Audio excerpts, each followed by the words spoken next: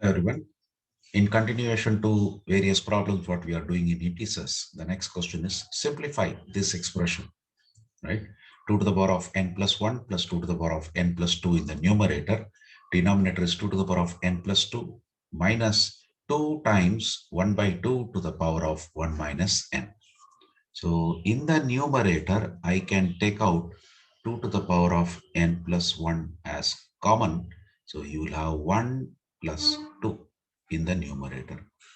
In the denominator, let me write it first. 2 to the power of n plus 2 minus 2. Since it is 2, I will simply write 2 to the power of 1.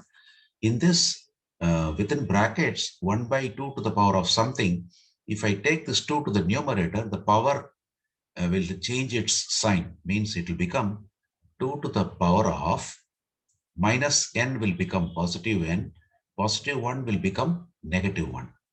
So that will be like this.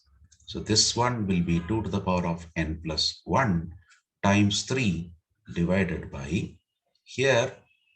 This minus 1 and positive 1 will get cancelled in the second factor, that is minus 1 and plus 1. You will only have 2 power n. So I will take out 2 power n outside.